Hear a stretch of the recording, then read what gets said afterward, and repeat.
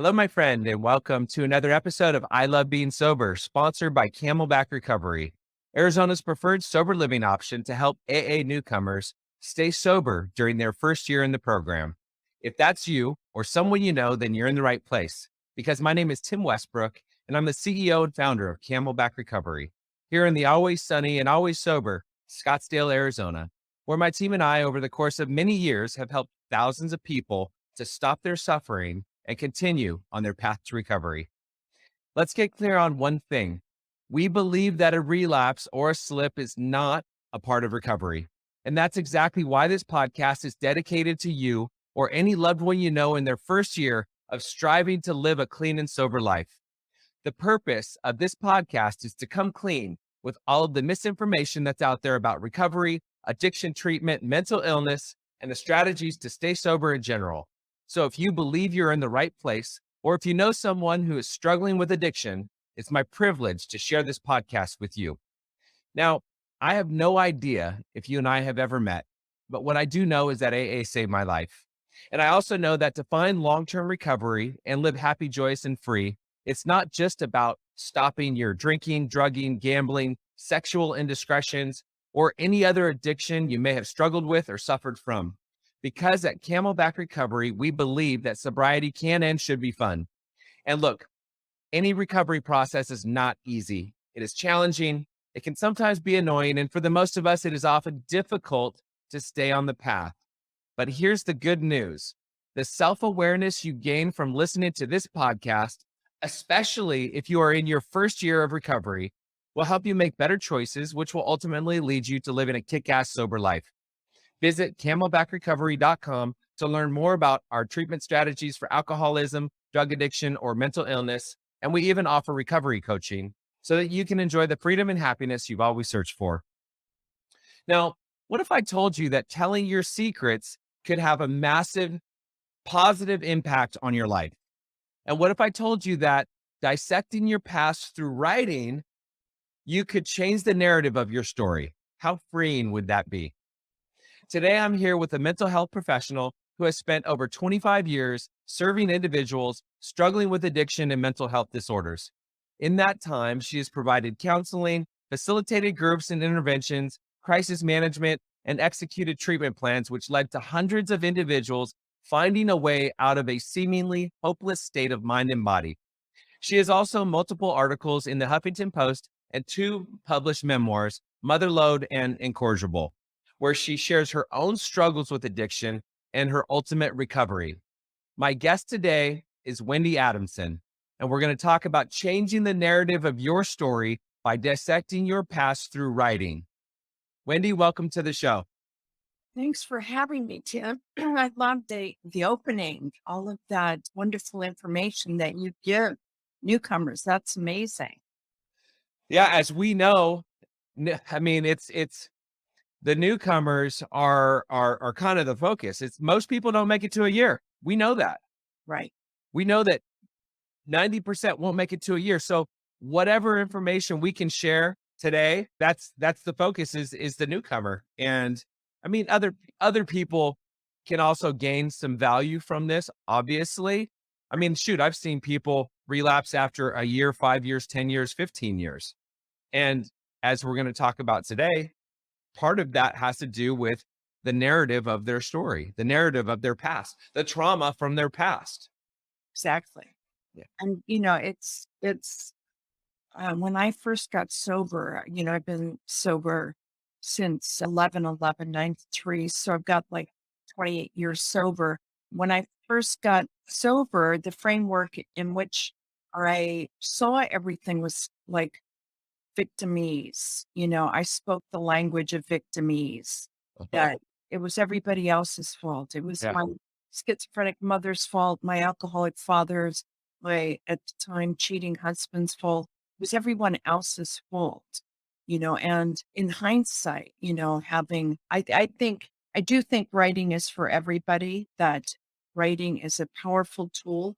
And that's why so often people are told to journal because it helps. It helps take the bullets out of the chamber, if you will, because we could be a loaded gun walking around the city emotionally. And putting it on paper is like taking the bullets out of the chamber. And, but when the framework, when I first got sober, that language of victim, I didn't realize how I was giving my power away, Yeah. blaming everybody else, you know? Yeah, I love that, victimese. I've never heard that before, but it's in AA and in my recovery, I've learned to take responsibility for every single thing in my life. I'm responsible for everything. I've heard it, and that's freeing because if I'm responsible for everything, then there's nobody else that I can blame anything in my life. I mean, if I'm responsible, then I can start taking action. Even if there are other things that people did or whatever, it doesn't really matter. This is my life. I'm responsible for it. And everything that happens to me is my responsibility. I heard a guy speak recently, or he wrote a book, and he talks about not forgiving people. It was actually Derek Sivers wrote a book, and it's called Hell Yeah or No. And in that book, one of the chapters he talks about not forgiving anybody because if you forgive somebody, then that means that they were wrong. So he doesn't ever forgive because it's always his fault. Everything. I'm and if this person stole from me, well, it's my fault because I spent, I made her whatever I did, my behavior led her to believe that she could steal from me. That's just an example. Yeah, it would be for me when I was new, that would have been a huge leap, like a quantum leap for me to think in those terms, you Right. know, because of the framework, of and I had to, it's like the premise that we start with where one's at, you know. Right. I was a drug and alcohol counselor in a detox for 5 years. And then after that, an outpatient program. And, it's like I always had to start with where they were at Mhm. because it's like it's like sometimes they can't make that leap. Yeah. Coming to believe, is a process, you Mhm. know, and so it's like that's why looking under the hood through writing and, uh, kind of confronting the way we see things, the way we frame things is very powerful and was very instrumental. And there's no mistake that writing is part of the steps. You Yeah. know, and then we ultimately get to see what our part is in things. Because long as I'm deflecting, like I said, I'm not taking responsibility for my actions. I've got these excuses lined up that are all my get out of jail free, Yeah. cards, They're like, all the excuses. They're all the valid, legitimate reasons why you weren't able to follow through with what you were supposed to follow or whatever. right, Yeah. right. Yeah. So, but before we get into it, I want to talk a little bit about. We're not going to spend too much time talking about your past and your drinking and your drug use, but I do want to hear a little bit, whatever you're willing to share about kind of your upbringing and kind of how you found recovery or like what happened, and give me whatever version you want to give me of what it was like and what happened. So, yeah, what it was like, what happened, and what it's like now, basically, I can say that, like I said, my mother was schizophrenic, Okay. and I grew up the first 7 years of my life was her trying to kill herself. So it was always on fight, flight, or freeze. You Wow. know, as the neural pathways, we know the development is happening in the first 7 years to the brain. And so, I was on high alert at all times.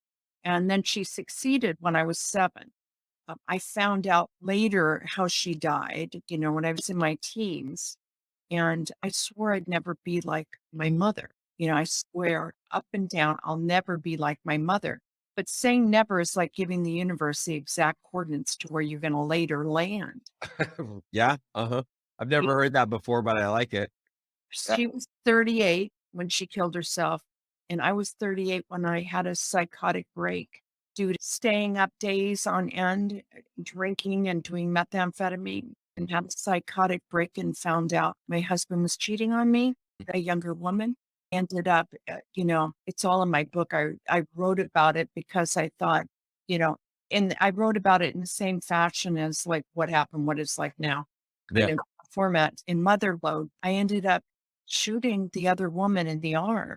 I mean, it's just, it's like almost like I'm talking about a different person as I tell you, Tim, that that's where in the 1991, where I ended up completely out of my mind in a psychotic break, drug induced, Yeah.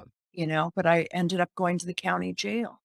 And so, that it was a leveling circumstance, it was, but what was heartbreaking was that, I had two sons. I had a 9-year-old and a 16-year-old, but I had lost all grips on reality. I had gone insane. And, my mother lost her mind and she never got a chance to get it back. And once you lose your mind, can you get it back? Can I be restored to sanity? Mhm. And, in the county jail, they're like, I ended up getting a year in the county jail. They wouldn't testify against me.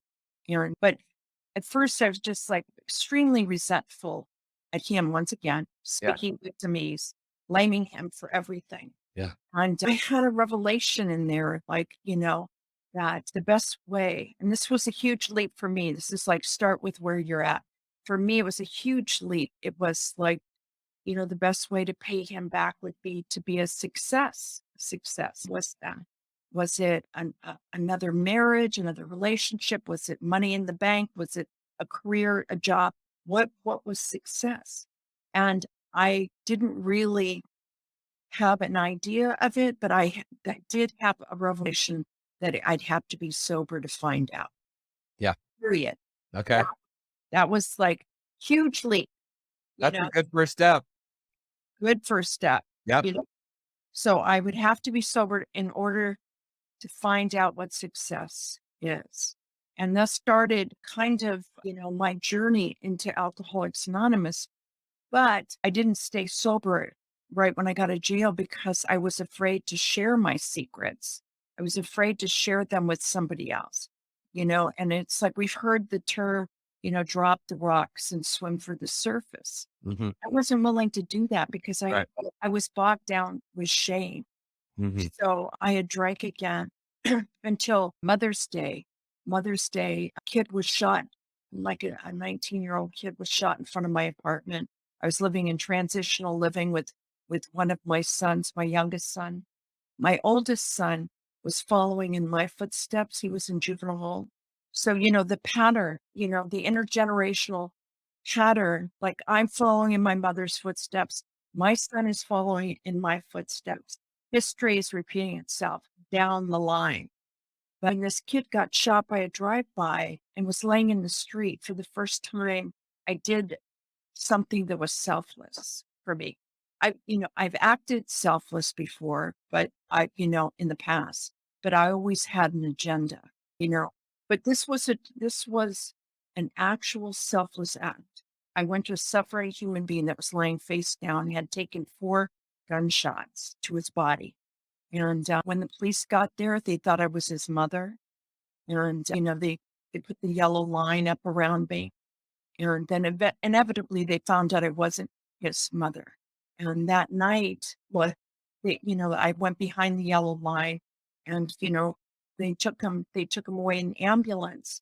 But that night I was freaking out like in total newcomer fashion. Was this a sign from my higher power from God that, you know, and I was so anxious. I was on the verge of getting panic attack. I feel like, well, a presence came in the room. All I can say. And I had like this moment, more than a moment, an absolute sense of peace. It was like a light that came in and entered my chest and gave me a sense of peace.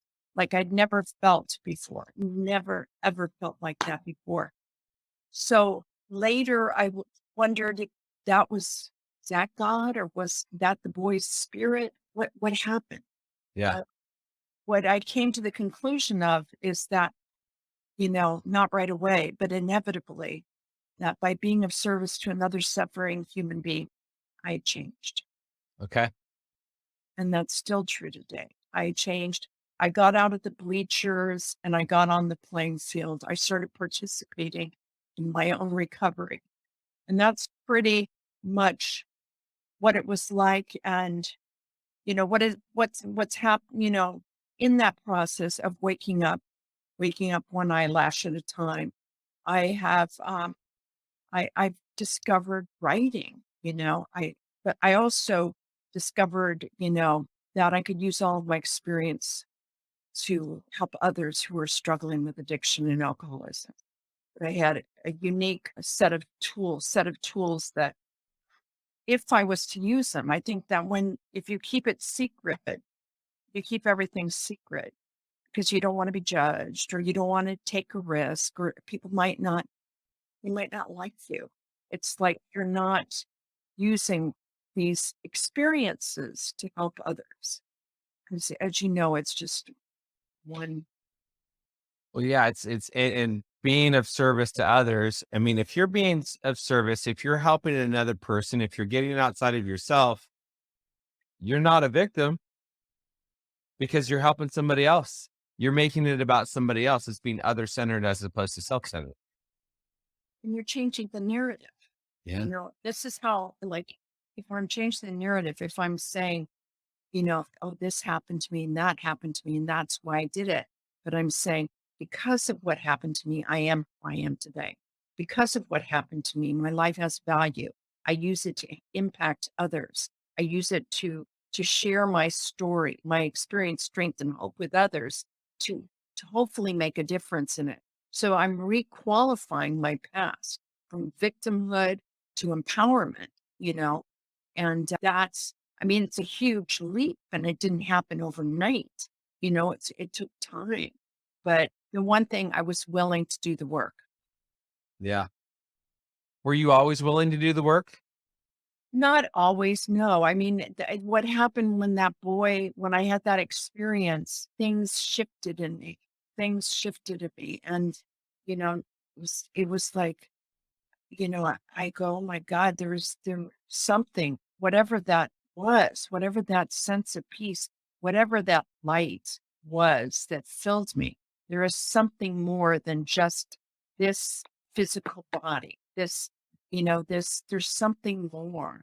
And I wanted to change the trajectory of my family's lineage of alcoholism, addiction, mental illness to one of recovery and healing. So what became a really important, critical to me was, becoming a mother to my boys and making amends to them.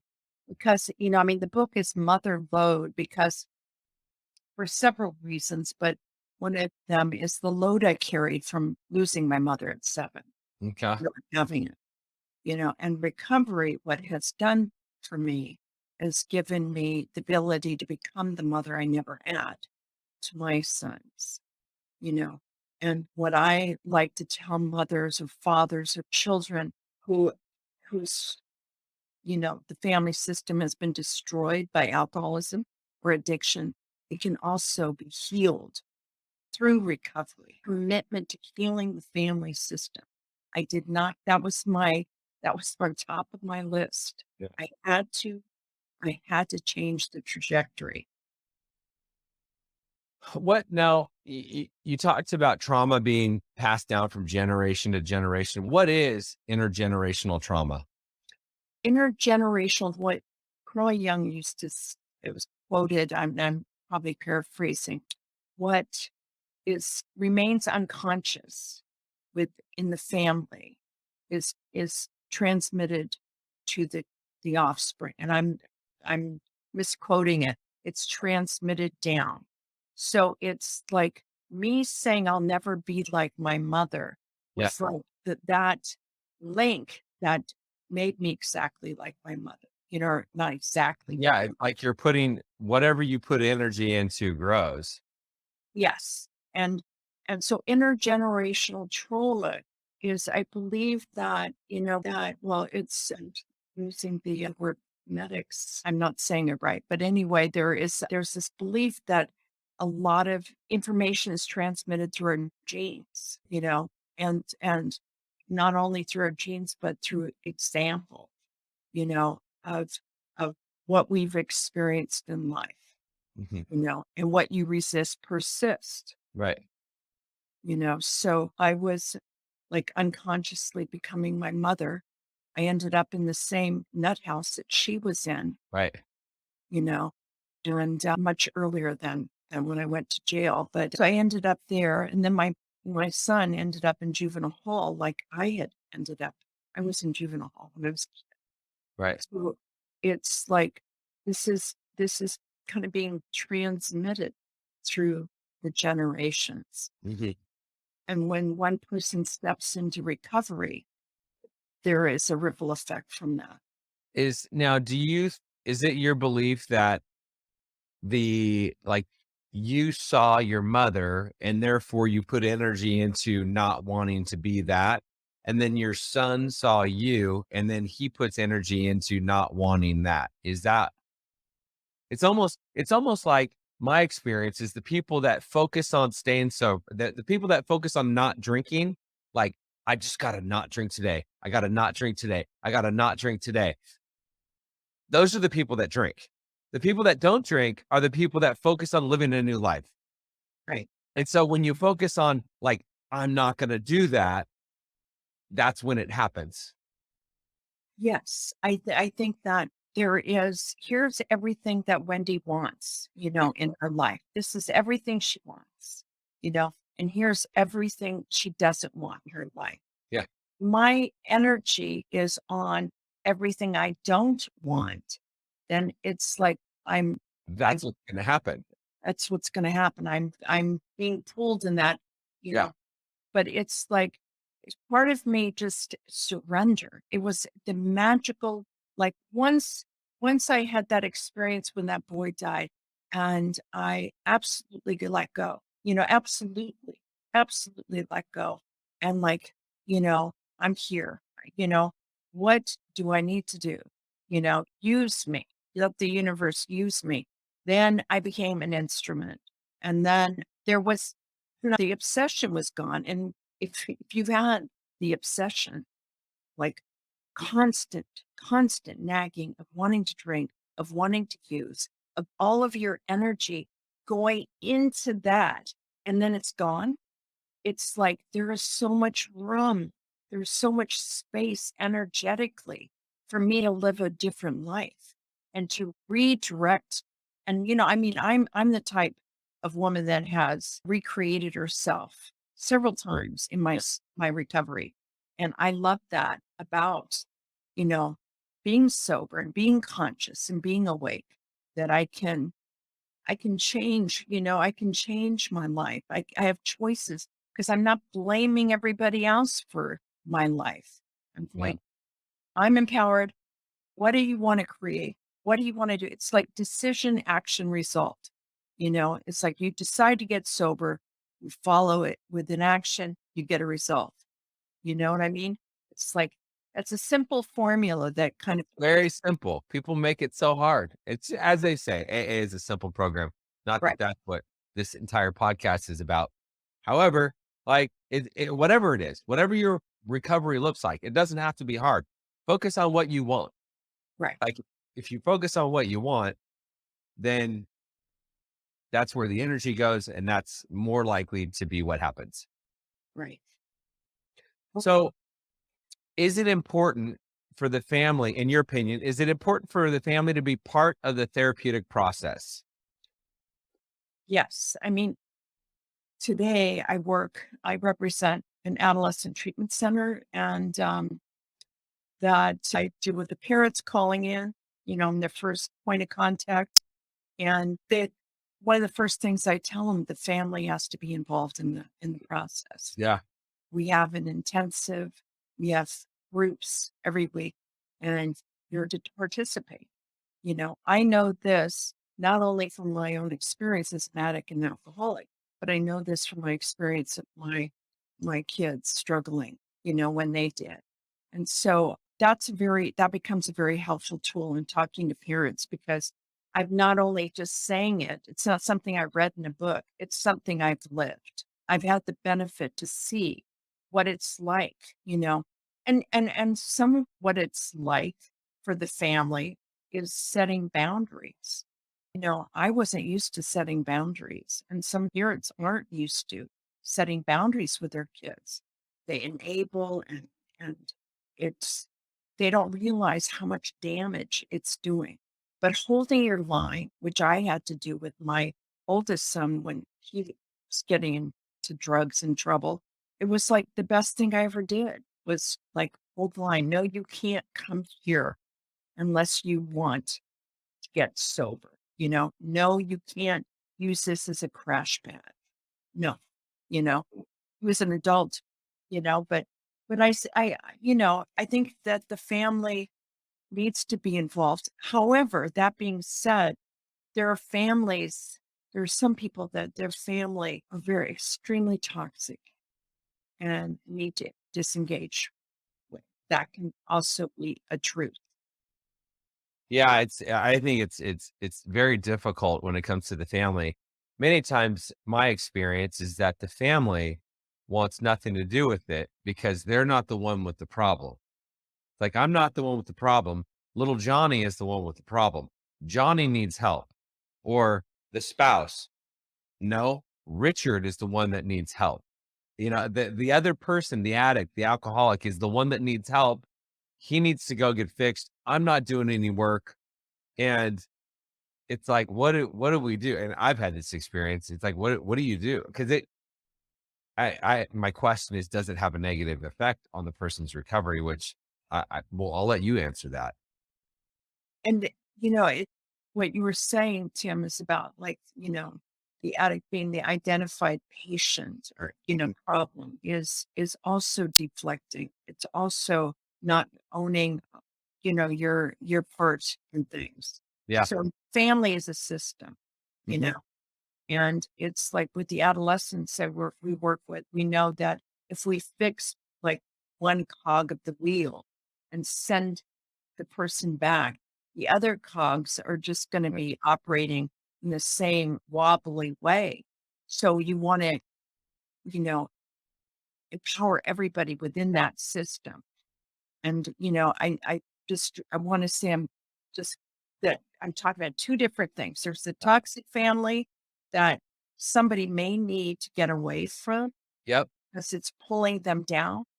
What's interesting, and I know you know this, Tim, is that if you have a toxic member of a family that sees somebody getting sober, they will do everything to sabotage, even unconsciously, to sabotage that person when they're trying to get sober.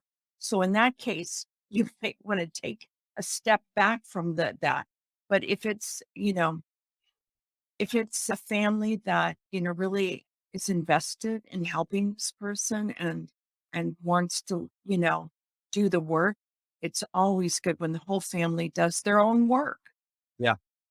Well, and it's even there was a guy I met with, and he ended up he was unfaithful to his wife, and so 2 years later, I was sitting down with him having coffee, and I said, "How are things going with your wife?" And he said, "They're better than they've ever been."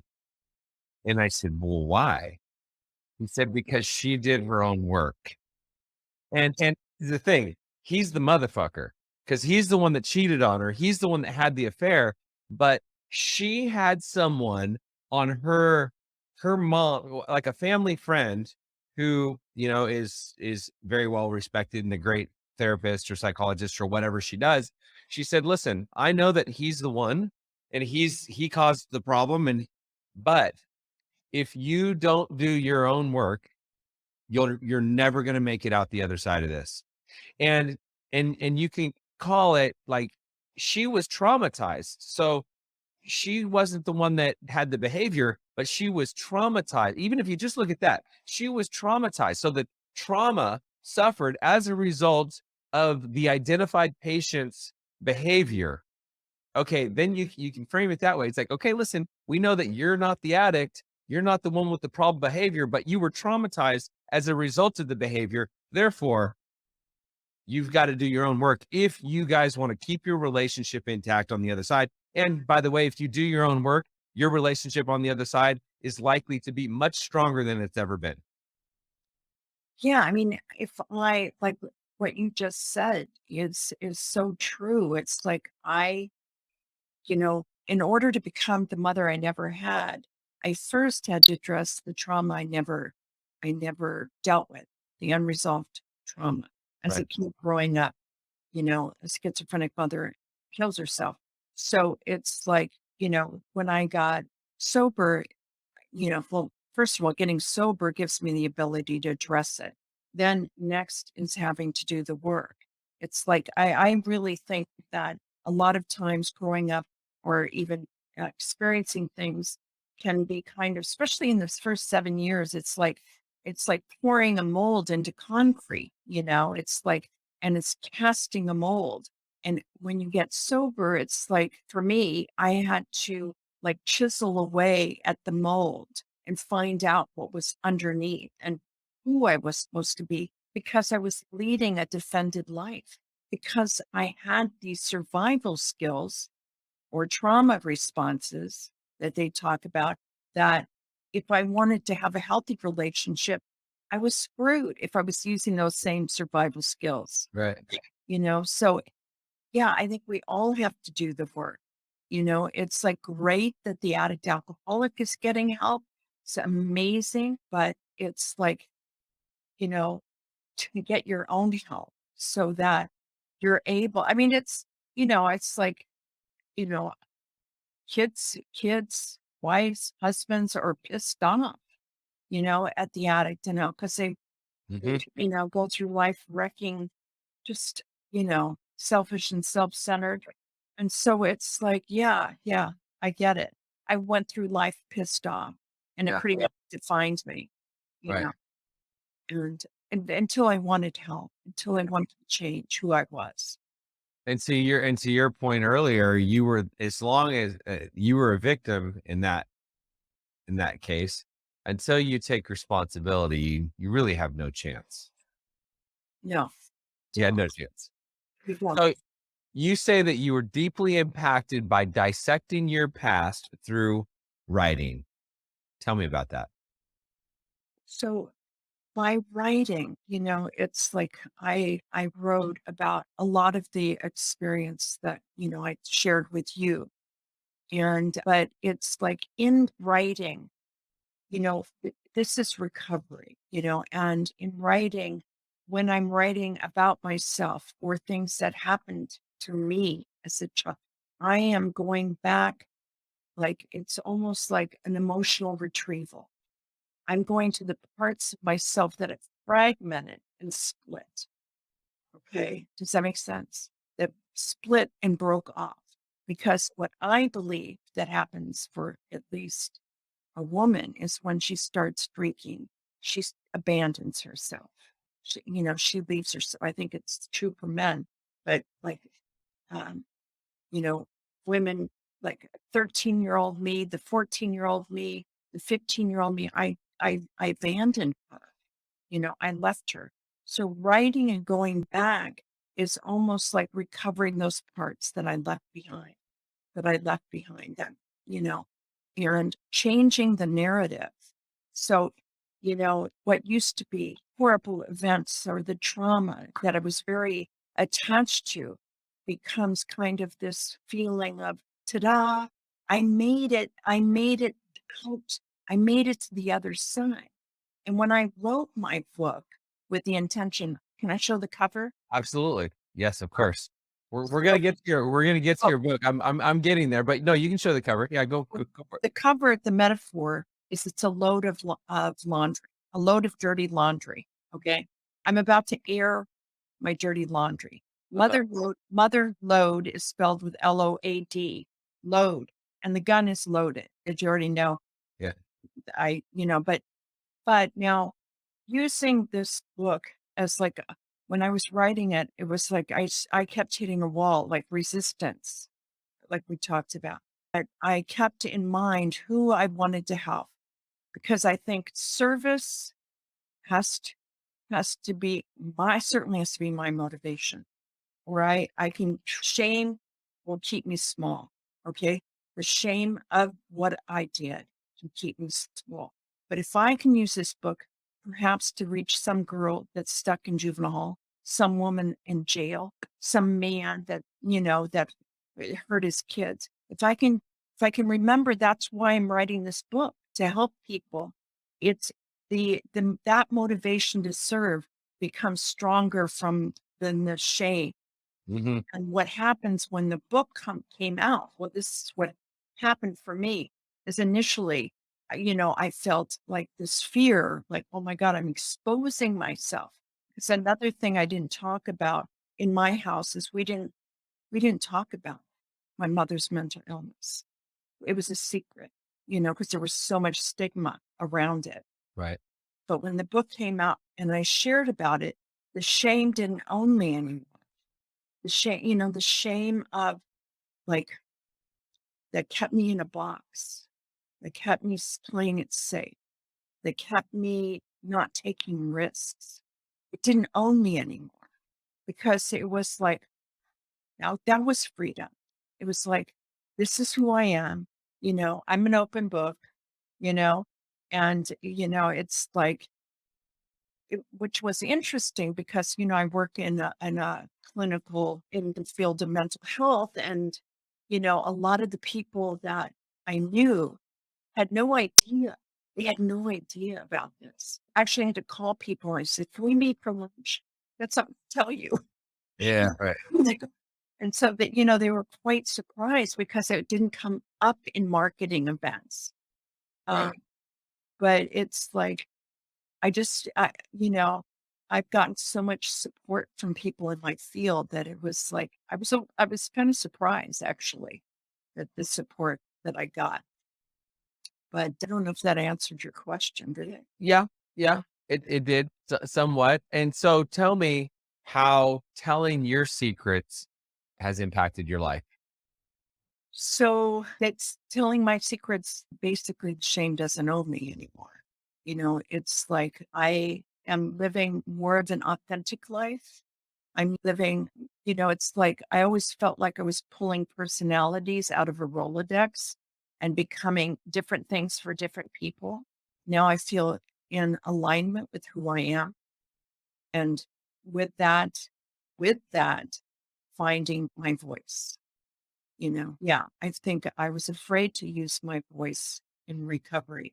I was one of those people that was, you know, unbeknownst to me when I got sober, I was a people pleaser, until like when I didn't have drugs and alcohol, because I didn't care if I was using. But Right. once you took that away, I became a people pleaser. I was very Right. invested on how people saw me, you know. And so, part of it is maturing, part of it is like, the recovery, but it's like I'm not so invested and I would rather live an authentic life. And that's not just a catchword that I say, it's not something, that's the hip word to say. It's like writing has given me the ability to tell my secrets and to expose myself come what may. Well, and they also say you're as sick as your secrets. Yeah. Yeah. And I think that, we have to confront that stuff that those secrets, and what stays in the darkness, what we keep hidden in the darkness can grow, but that which we bring into the light gets healed, you know. So who would want to pick up your book, Motherload? Who's that book written for? Well, it's written for quite a few people, but I think that it's anyone that is struggling with sobriety, or it's what it was like, what happened, what it's like now story, basically. Okay. Okay. But it's also for people that feel hopeless and feel they need a transfusion of hope. It's a redemption story. Great. So you're involved with the nonprofit Have a Soul, and tell me about Have a Soul. So Have a Soul, SOLE, is an organization that started 8 years ago. And I'll tell you just a little snapshot when I was living in transitional living with my son, my youngest son, and I couldn't afford to buy him a pair of shoes because I was on welfare and, I just didn't have any money. And a woman bought him two pairs of shoes, a woman that had been through the program before us. So he never forgot that, but he became a sneakerhead. All right. So he became a sneakerhead. And by his early 30s, he had over 150 pairs of shoes. Okay. Okay. He was stacked in his room from floor to ceiling. A sneakerhead means somebody that likes to buy a lot of shoes. Like, yeah, ones that want the Jordans, the fresh kicks that are coming down the pike. Okay. So he had a crisis. My youngest was not doing drugs, but he had a crisis with, girls, life. What am I supposed to do? Just what am I supposed to do with my life? And, he was in a dark place and he looked at his sneakers and he remembered Becky, the woman who gave him shoes. And he decided to give his collection away. He said, there's somebody out there that needs a pair of shoes, just like I did when I was a kid. So he drove around the streets of LA and started giving them away and posting it on social media. Okay, that was 8 years ago. So fast forward, here we are. We've given out 35,000 pairs of shoes. We've got multiple Nike stores that send us donations. We were both on the Ellen show, during COVID. And, it's inspiring. So he also is changing the narrative of his story, of his life. Did Becky give him the shoes thinking that one day he might go out and do that no, she didn't. She did it for fun and for free. And it was kindness and he never forgot. And there is that ripple effect. So yeah, I also worked for Have a Soul, my son's nonprofit. Love it. Love it. Is there a question that you wanted me to ask you today that I did not ask? I think we've been pretty thorough. No, I can't think of anything. This has been you're so easy to talk to. I'm sure I talked so much. Good. Well, this has been good, and I've gotten a lot out of it. Where can people find you if they want to find you? So my website is wendyadamson.com. Is where my books are listed. I have 2 books, and I'm also on social media, Facebook and Instagram. Okay, awesome. Well, we're coming up to the end of the episode. If you're out there and you heard something that resonated with you, please feel free to share that one thing in the comment section of wherever you're listening, whether it's Facebook or YouTube or LinkedIn or whatever it is. And whatever you share could potentially help someone else that's struggling and potentially save their life. It'll just take you 30 seconds out of your day, but what you share, like I said, could not only save you, but also save someone else's life. And that does it for this week. My name's Tim Westbrook, and I hope that our paths cross again next week for I Love Being Sober, the show devoted to people in their first year of sobriety. Wendy, thank you so much for your time today. I appreciate you, and all good wishes. Thank you, Tim. It was great just chatting with you. I really appreciate it. Thanks. If you found this video to be of value, be sure to like it, subscribe to our channel if you want to see more videos, leave a comment if you have a question, if you've got something to say. Camelback Recovery provides treatment services for people struggling with mental health, mental illness, addiction, alcoholism. So if you or someone you know is struggling, be sure to reach out to us. You can go to our website, camelbackrecovery.com, or our information is in the comment section below. And we provide everything from detox, inpatient, outpatient treatment, sober living, recovery coaching, sober companion services. So either we'll be able to help you or we'll be able to refer you to people or treatment centers that might be a better fit. So I will see you in the next video.